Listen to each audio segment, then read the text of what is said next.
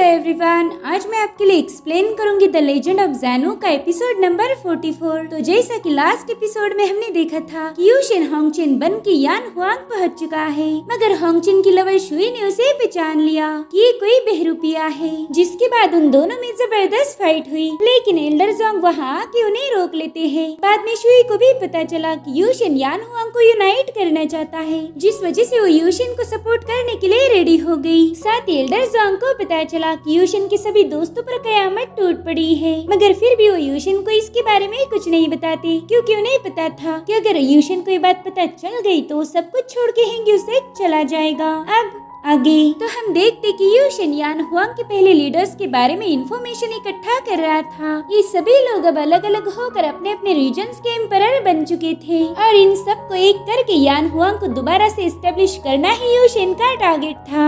अब जोंग यूशिन को बता रहे थे कि इनमें से शुआन हुआंग सिक की पावर बहुत ज्यादा बढ़ चुकी है, तो हमें उसके लिए कुछ अलग प्लानिंग करनी होगी। तभी शुई उसे याद दिलाती है कि तुमने फैसला किया था कि तुम यान हुआंग को रिस्टोर करोगे। अगर तुम्हारी जगह पर हमारे रियल होली लॉर्ड होते तो उनके दिमाग में कोई ना कोई आइडिया जरूर आता, मगर अब इन लोगों की पावर्स बहुत ज्यादा बढ़ चुकी है, तो उन पर फतेह हासिल करके उन्हें एक करना मुश्किल होगा। जिसके बाद वो मैप के जरिए यूशिन को दिखा देती है कि इस जगह पर शुआन हुआंग सेक्ट है, जिन्होंने ब्लड थर्स्टी हॉल के साथ समझौता कर लिया है और अब ये लोग पूरे यान हुआंग को ही निगलना चाहते हैं। हमें कुछ भी करके इन्हें रोकना होगा, वरना यान हुआंग हमारे हाथ से चला जाएगा। जिस पर यूशिन कह रहा था कि अगर कुछ लोग हमारे साथ मिल जाए तो हम उन्हें आसानी से हरा सकते हैं, बस हमें एक पावरफुल फोर्स की जरूरत होगी। और तभी एक बंदा वहाँ आकर इन लोगों को बताता है कि टियानजोंग फैमिली के एंसेस्टर एल्डर टियानजोंग उनसे मिलने आया है। अब यूशिन को पता ही नहीं था कि ये बंदा आखिर है कौन, तो जोंग उसे बताने लगते हैं कि टियानजोंग फैमिली नॉर्दर्न रीजन में सबसे खास मानी जाती है। उनके पास बहुत ही स्पेशल मैजिकल पावर है, साथ ही उनके पास एक विशाल आर्मी है जो किसी भी पावरफुल एम्पायर को हराने की ताकत रखती है। इस फैमिली के साथ पहले भी हमारे यान हुआंग के काफी अच्छे रिश्ते थे, लेकिन फिर हमारे होली लॉर्ड गायब हो गए। साथ ही यान हुआंग भी पूरी तरह से बिखर चुका था,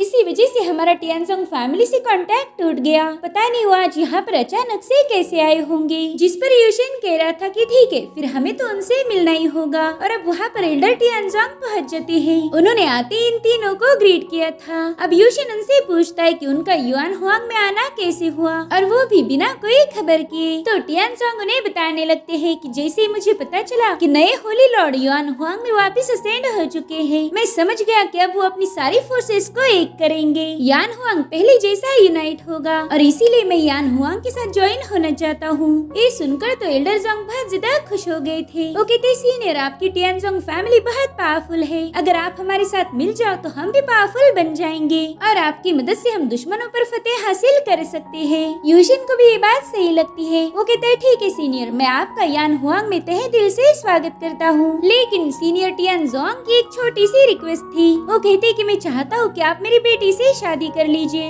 अगर आप ऐसा करते हो तो हमारी दोस्ती रिश्तेदारी में बदल जाएगी और फिर तुम्हें तुरंत ही अपनी पूरी आर्मी आपके यान हुआंग में मूव कर दूंगा। अब यूशिन उससे कह रहा था कि मैं आपकी बात को समझ सकता हूँ, लेकिन मुझे अफसोस है कि मैं आपकी इस रिक्वेस्ट को पूरा नहीं कर पाऊंगा। शुई और जोंग तो ये सुन के थोड़ा सा कंफ्यूज थे, क्योंकि यूशिन ने यान हुआंग को स्ट्रॉन्ग बनाने का एक सुनहरा मौका गवा दिया। इधर टियानजोंग यूशिन से रिक्वेस्ट करते हैं कि अगर आप चाहो तो थोड़ा सा और समय लेके फैसला कीजिए, क्योंकि ये आपके लिए बहुत ही फायदे की डील साबित होगी। मेरी टियानजोंग फैमिली के पास इतनी बड़ी फोर्स है कि होली लॉर्ड उसका अंदाजा भी नहीं लगा सकते। हमारे पास हेवन का दिया सब कुछ है, बस हमें तलाश एक अच्छे लड़के की जो मेरी बेटी का घर बसा पाए। जिस पर यूशिन कह रहा था कि आपने मुझे अपनी बेटी के लिए लायक समझा, इसके लिए मैं आपका शुक्रगुजार हूँ, लेकिन मैं ये शादी नहीं कर सकता। ये सुनकर टियानजोंग भी नाराज हो गया था। वो कहते ठीक है, लेकिन आप इस बारे में एक बार फिर से सोचिए, शायद आपका मन बदल जाए। अगर ऐसा हुआ तो मुझे बस एक खबर भिजवा देना और मैं अपनी आर्मी लेके यहाँ पर पहुँच जाऊंगा। अब टियानजोंग के वहाँ से जाने के बाद यूशिन शुई और जोंग को बताता है कि उनकी कंडीशन काफी अच्छी थी, मगर मैं वो एक्सेप्ट नहीं कर सकता, क्योंकि मैं किसी और से प्यार करता हूँ और मैं चाहता हूँ कि मैं उससे ही शादी करूँ। वो भी मेरा बेसब्री से इंतजार कर रही होगी। ये सुनकर खड़ू शुई को तो बहुत ज्यादा गुस्सा आ गया था, मगर एल्डर जोंग उसे रोक लेते हैं। इधर यूशिन कह रहा था कि आप दोनों भी फिक्र ना करें, मैं एक दिन यान हुआंग को जरूर से यूनाइट करूंगा, उसकी पुरानी ग्लोरी को रिस्टोर किया जाएगा और अब उन तीनों मास्टर्स एम्परर्स के फोटोज को देखने लगता है। रात के समय भी यूशिन यही सोच रहा था कि इन तीनों एम्परर में से किसको पहला टारगेट बनाया जाए। वो कह रहा था कि मुझे कुछ ऐसा करना होगा कि एक एम्परर को हराने के बावजूद भी दूसरे तक उसकी खबर जल्दी से ना पहुँचे। अगर इनमें से मैं एक को भी अपनी साइड कर पाया तो फिर ये मसला हल हो जाएगा। और तभी यूशिन को महसूस होता है कि वहाँ पर कोई आ चुका है। वो देखता है कि वहाँ की सारी लैंटर्न्स बुझ गई है और तभी एक मास्क पहना हुआ बंदा अपनी 2 ब्लेड्स का यूज करते हुए यूशिन पर हमला कर देता है। तब तक यूशिन ने भी अपनी स्वॉर्ड निकाल ली थी।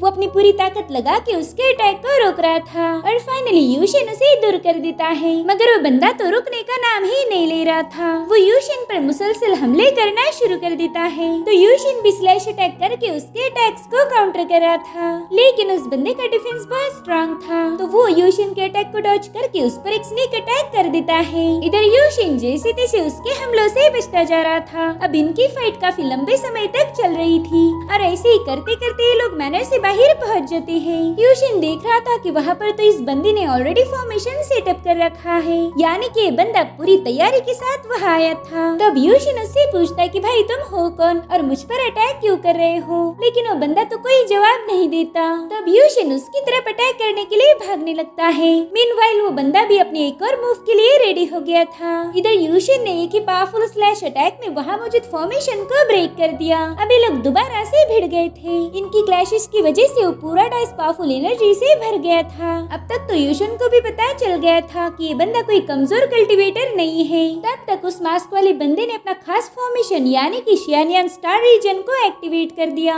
उसने मल्टीपल ब्लेड्स बना ली थी जो कि यूशिन की तरफ पॉइंटेड थी। अभी देखकर यूशिन भी अपनी सूंड को जमीन में हिट करके टियानयांग फॉर्मेशन को क्रिएट कर देता है, जिस वजह से वहाँ पर पावरफुल सोर्स क्रिएट हो जाती है जो कि यूशिन के आसपास गोल गोल घूम रही थी। अब यूशिन उन्हें मल्टीपल सोर्ड का यूज करके उस बंदे पर अटैक करना शुरू कर देता है। तो बंदा भी अपनी ब्लेड्स की मदद से यूशिन के अटैक को काउंटर करने में लगा हुआ था और फाइनली वो घायल होकर नीचे गिर गया।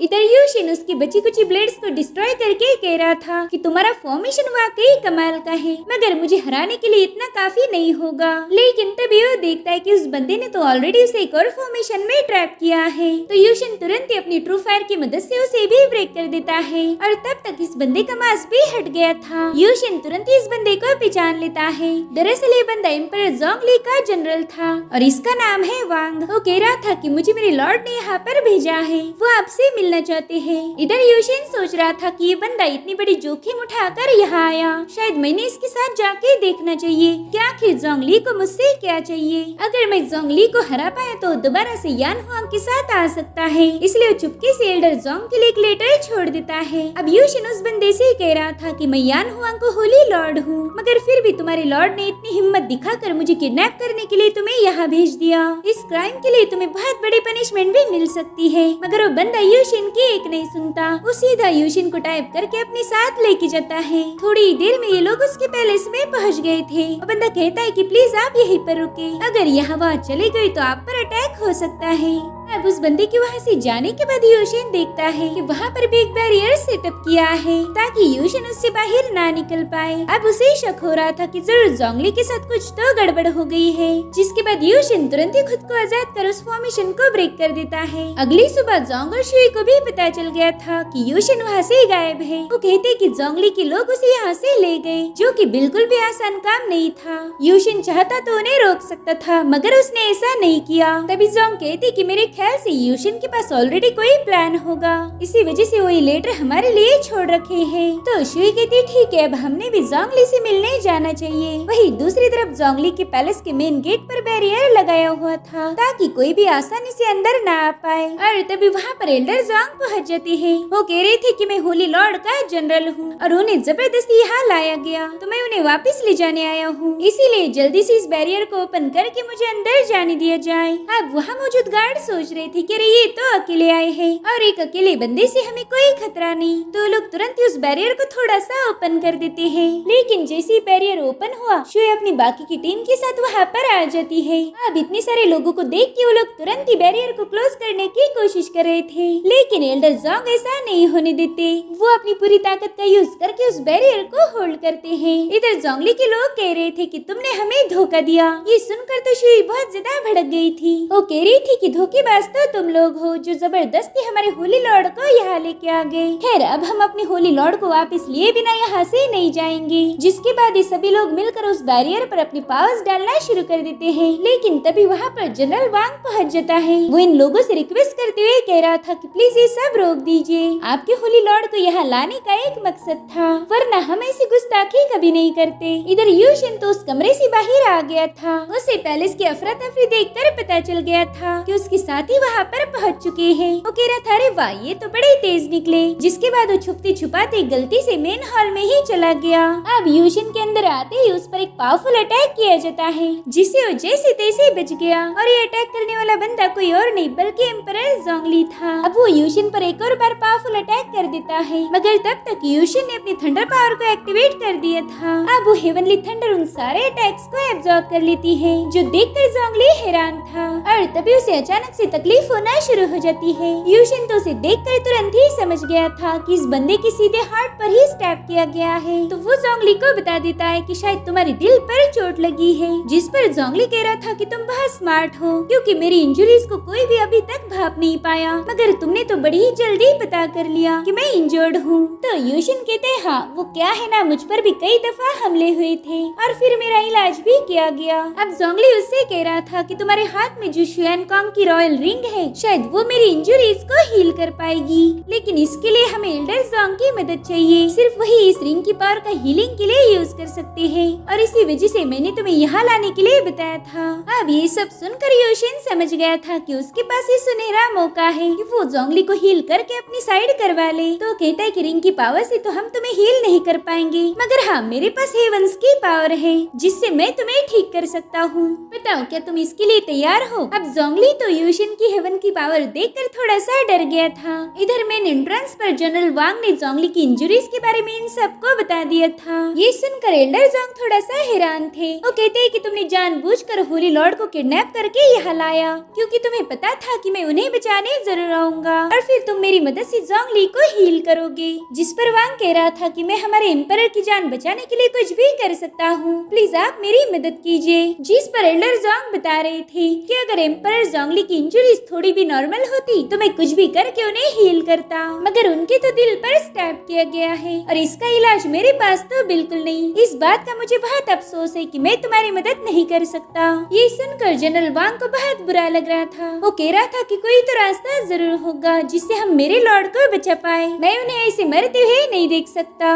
और तभी उसे ज़ोंगली की दर्दनाक आवाज आती है, इसलिए वो तेजी से पैलेस की तरफ जाने लगता है। इधर ज़ोंगली यूशिन के सामने बैठा हुआ था और यूशिन अपनी हेवंस की पावर का यूज करके उसे हील करने में लगा हुआ था। और तभी वहाँ पर जनरल वांग पहुँच जाता है। वो देखता है कि उसके मास्टर की हालत काफी ज्यादा खराब है और यूशिन अपनी स्ट्रेंज पावर का उन पर यूज कर रहा था। तो गुस्से में पूछ रहा था कि बताओ तुमने मेरे मास्टर के साथ क्या किया है। अब यूशिन तो उस वक्त अपने माइंड स्पेस में था, इसी वजह से वो वांग को जवाब नहीं दे पाता। इधर वांग ने तुरंत ही यूशिन पर जंप लगा दी थी और उसी वक्त यूशिन को भी होश आ गया था, इसलिए तुरंत ही वांग के अटैक को डॉज करना शुरू कर देता है। जनरल वांग यूशिन को तगड़ी टक्कर दे रहा था और यूशिन को भी सच्चाई बताने का मौका ही नहीं मिला।